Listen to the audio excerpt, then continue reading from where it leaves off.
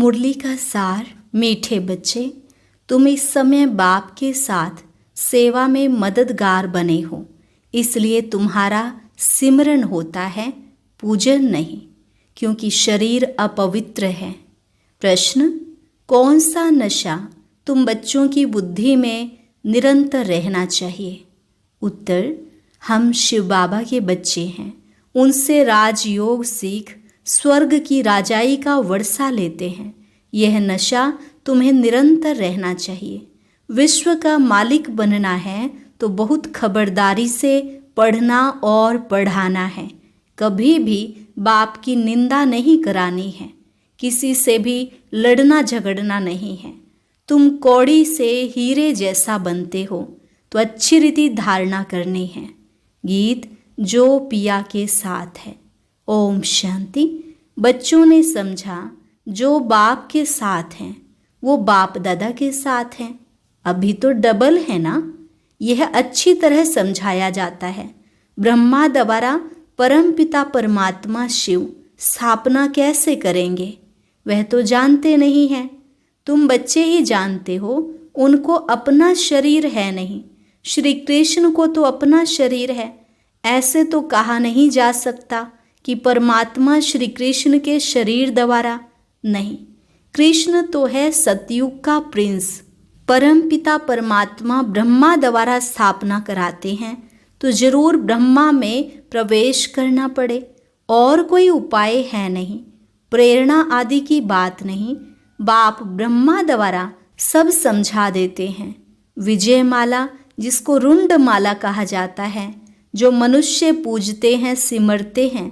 तुम बच्चे समझते हो कि रुद्र माला तो सिर्फ सिमरी जाती है। मेरू कहा जाता है ब्रह्मा सरस्वती को, बाकी माला हुई बच्चों की। विष्णु की माला तो एक है, पूजी जा सकती है। इस समय तुम पुरुषार्थी हो, तुम्हारा सिमरन होता है अंत में। आत्माओं की माला है या जीव आत्माओं की? प्रश्न उठेगा ना। विष्णु की माला तो कहेंगे चैतन्य जीव आत्माओं की माला। लक्ष्मी नारायण पूजे जाते हैं ना, क्योंकि उन्हों की आत्मा और शरीर दोनों पवित्र हैं। रुद्र माला वह तो सिर्फ आत्माओं की है, क्योंकि शरीर तो अपवित्र हैं, वह तो पूजे नहीं जा सकते।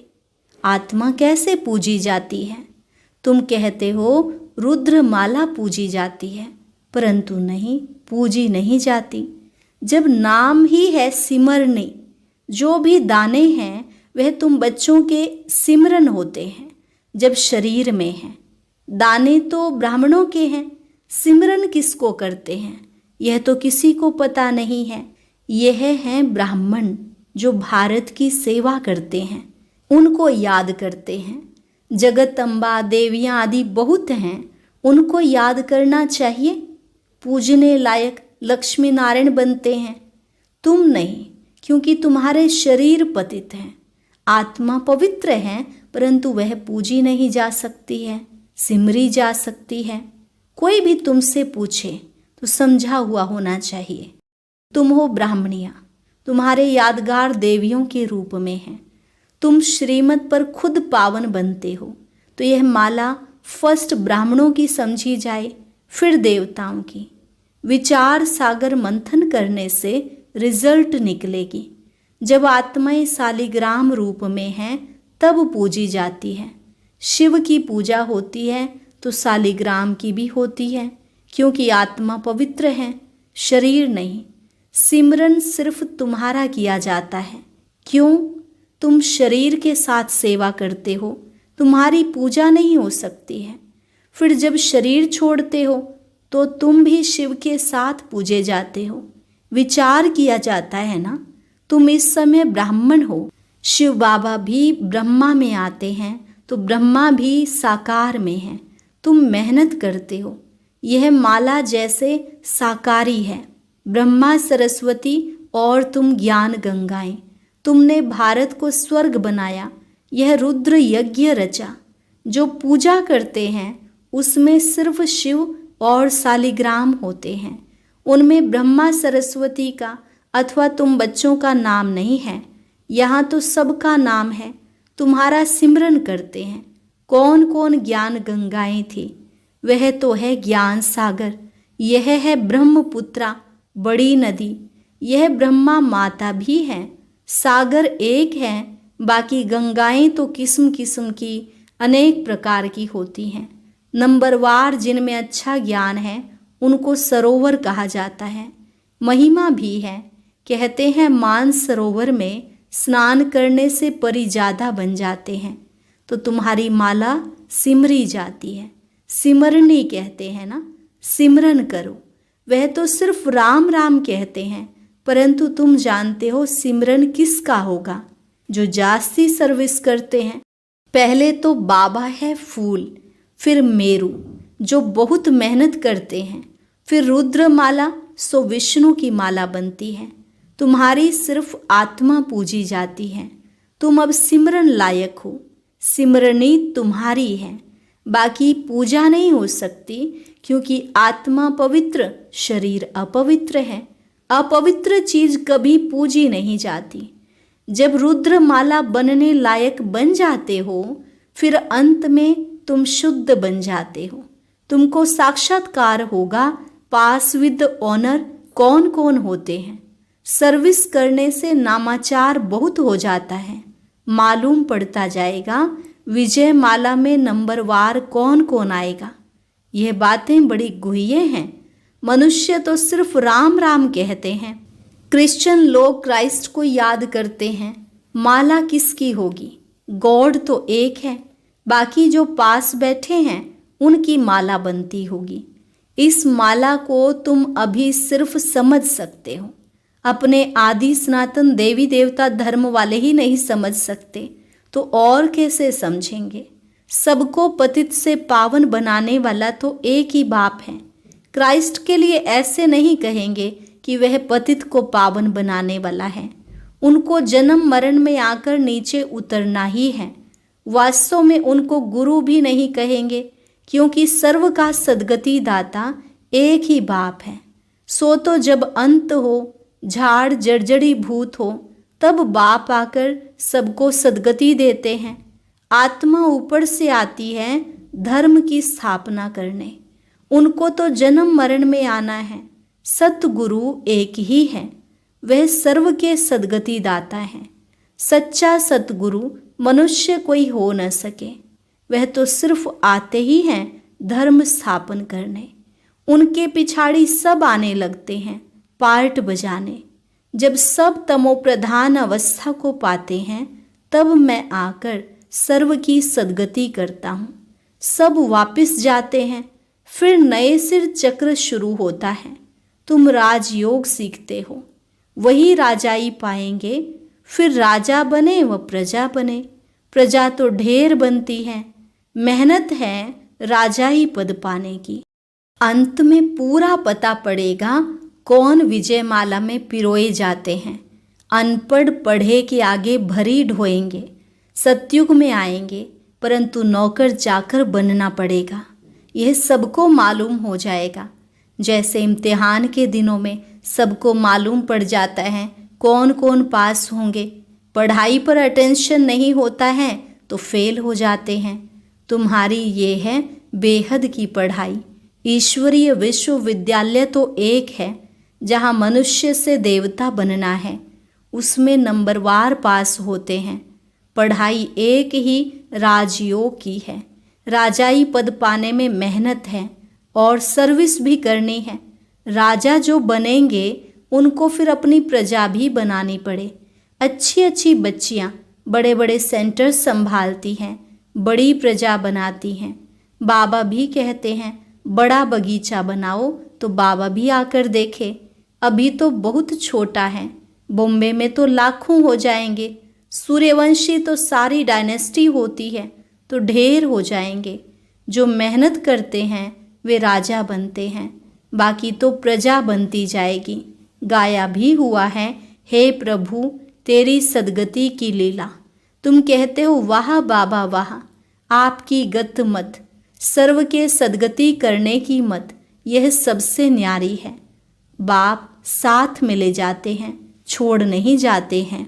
निराकारी आकारी साकारी लोक को भी नहीं जानते हैं, सिर्फ सृष्टि के आदि मध्य अंत को जानना है, वह भी कंप्लीट नॉलेज नहीं। पहले तो मूल वतन को जानना पड़े, जहाँ हम आत्माएं रहती हैं। इस सारे सृष्टि चक्र को जानने से तुम चक्रवर्ती राजा बनते हो। यह सब कितनी समझने की बातें हैं। वह तो कह देते शिव नाम रूप से न्यारा है, चित्र भी हैं फिर भी कहते नाम रूप से न्यारा, फिर कह देते सर्वव्यापी है। एक एमपी ने कहा था कि यह मैं नहीं मानता कि ईश्वर सर्वव्यापी है। मनुष्य एक दो को मारते हैं, क्या यह ईश्वर का काम है? आगे चलकर इन बातों को समझेंगे जब तुम्हारी भी वृद्धि होगी।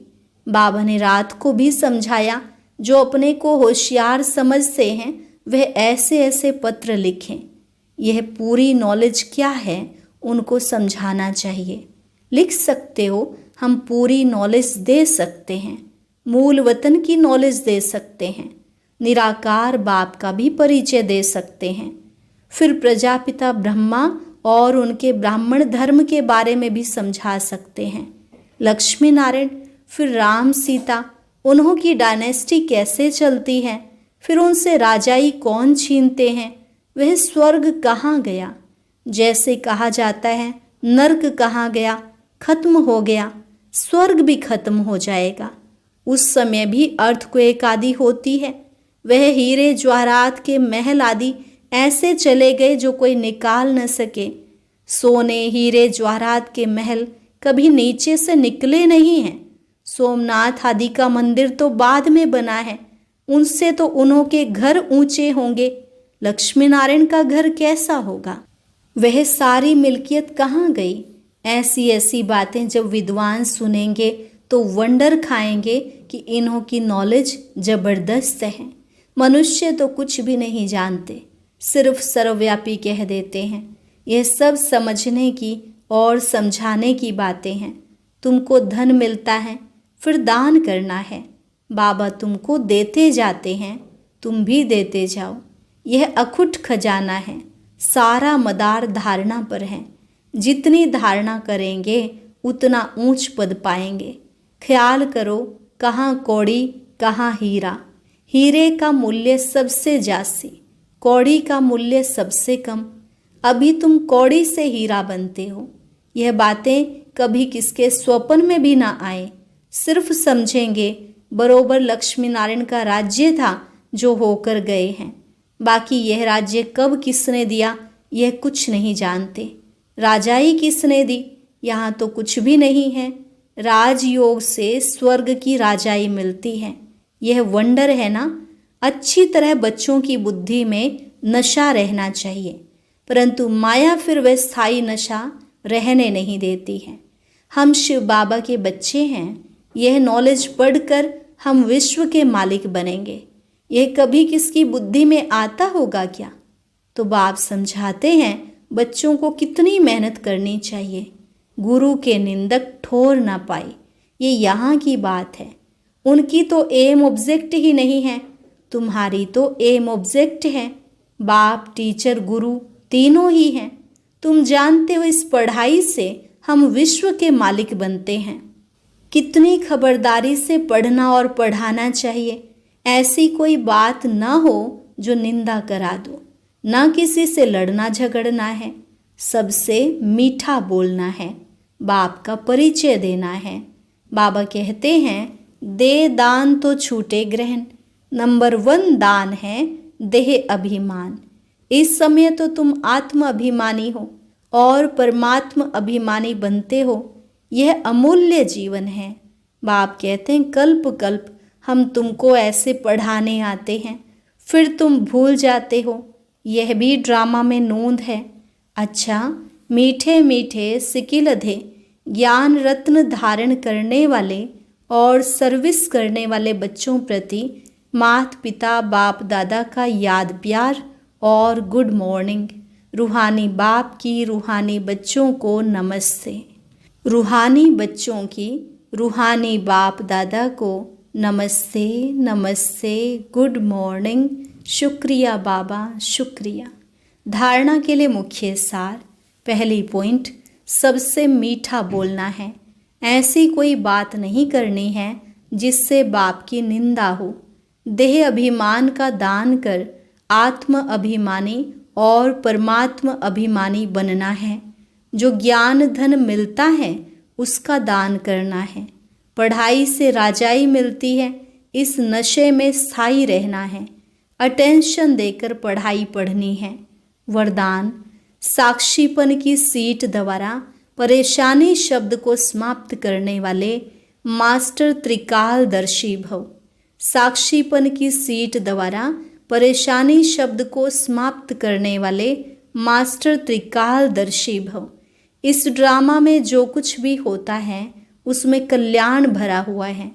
क्यों क्या का क्वेश्चन समझदार के अंदर उठ नहीं सकता। नुकसान में भी कल्याण समाया हुआ है। बाप का साथ और हाथ है तो अकल्याण हो नहीं सकता।